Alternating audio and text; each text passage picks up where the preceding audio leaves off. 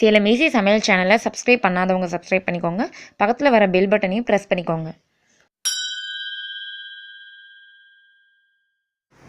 Hi friends, welcome to Salem easy சமையல் சேனல்லேருந்து நான் உங்கள் ஐஸ்வர்யா.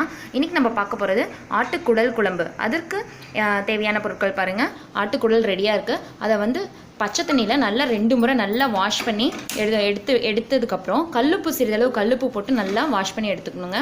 நல்லா சுத்தமாக அந்த கழிவுகள் உள்ளே இருக்கிற கழிவுகள்லாம் போகிற அளவுக்கு நல்லா வாஷ் பண்ணி எடுத்து வச்சாச்சு. வறுத்து அரைக்கக்கூடிய செலவுகளை நான் இப்போ சொல்கிறேன் பாருங்கள். கொத்தமல்லி, கொஞ்சம் சிறிதளவு அரிசி, வரமிளகாய், இஞ்சி, பூண்டு, பட்டை, லவங்கம், சோம்பு, கசகசா, அதுக்கப்புறம் சீரகம், மிளகு, சின்ன வெங்காயம், ஒரு மூடி தேங்காய். இது ஃப்ரெண்ட்ஸ் 1 கிலோ நாங்கள் குடல் எடுத்து வச்சுருக்கோம். அதுக்கு தேவையான செலவுகள் தாங்க இது. பாருங்கள், இதெல்லாமே நல்லா வறுத்து அரைச்சி விழுதாக எடுத்து வச்சுக்கணும். பாருங்கள் எப்படி செய்கிறதுங்கிறத பார்க்கலாம். ஃப்ரெண்ட்ஸ், நான் சொன்ன மாதிரி செலவெல்லாம் அரைச்சி ரெடியாக வச்சுருக்கோம் பாருங்கள். இதில் தேங்காய், சின்ன வெங்காயம் வணக்கி இதில் போட்டிருக்கோம். பட்டை, லவங்கம், சோம்பு, கசகசாலாம் வறுத்து அரைச்சி ரெடியாக எடுத்து வச்சுருக்கோம்.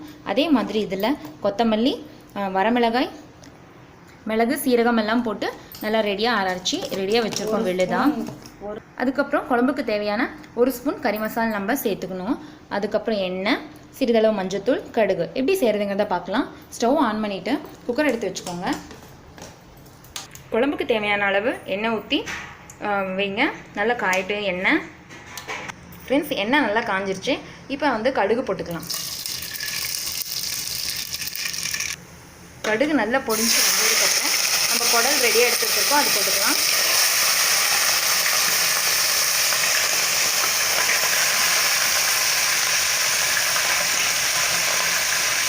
தேவையான அளவு கல்லுப்பு சேர்த்திக்கலாம். இப்போ நல்லா கலந்து விட்டுக்கோங்க.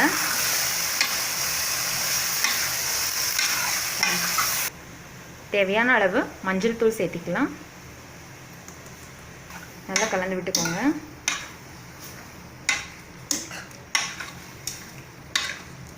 ஃப்ரெண்ட்ஸ், இந்த குடலில் இரும்பு சத்து அதிகமாக இருக்கிறதால குழந்தைங்களுக்கு அடிக்கடி இது மாதிரி செஞ்சு கொடுங்க. பெரியவங்களுக்கு அதிகமாக இது மாதிரி குழம்புல சேர்த்திக்கோங்க, ரொம்ப நல்லதுங்க. ஃப்ரெண்ட்ஸ் பாருங்கள், நல்லா வணங்கிட்டுருக்கு. இந்த ஸ்டேஜில் நம்ம தண்ணி ஊற்றிக்கலாம் கொஞ்சமாக, வேகிறதுக்காக, நல்லா வேகிறதுக்காக. கலந்து விட்டுட்டு குக்கரை மூடிட்டு ஒரு 2 சவுண்டு விட்டு இறக்கிடுங்க. அதுக்கப்புறமா நம்ம மசாலா அரைச்சி வச்சுருக்க செலவை ஒன்றுன்னா நம்ம 1 by 1 நம்ம கலந்துக்கலாம். ஃப்ரெண்ட்ஸ் பாருங்கள், இப்படி நம்ம தண்ணி ஊற்றிருக்கோம் இல்லைங்களா, இதில் இன்னும் கொஞ்சம் நல்லா தண்ணியை ஊற்றிட்டு நீங்கள் சீரகம், இஞ்சி, பூண்டுலாம் தட்டி போட்டு நீங்கள் இன்னும் கொஞ்சம் தண்ணியை ஊற்றி நல்லா கொதிக்க வச்சிங்கன்னா சூப் மாதிரி செஞ்சு கூட குடிக்கலாம். அப்போ நம்ம உடம்புல இருக்க கொழுப்புகளை கூட கம்மி பண்ணிடும். அதுக்கப்புறம் வயிறு புண்ணு கூட ஆற்றிடும், ரொம்ப நல்லதுங்க. அப்படி சூப்பாக கூட குடிங்க. குடல் புண்ணுக்கெலாம் இதை சேர்த்துக்கிட்டிங்கன்னா ரொம்ப நல்லதுங்க, சூப் குடிச்சிங்கன்னா.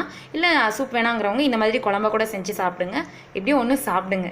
ஃப்ரெண்ட்ஸ், நான் சொன்ன மாதிரி 2 விசில் விட்டு ஆஃப் பண்ணி எடுத்தாச்சு. கேஸ் போனதுக்கப்புறம் பாருங்கள், பாதி வெந்துச்சு. இப்போ நம்ம அரைச்சி வச்சுருக்க செலவை சேர்த்திக்கலாம்.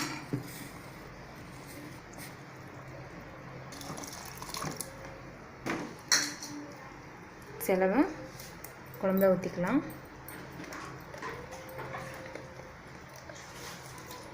நல்லா கலந்து விட்டுக்கோங்க.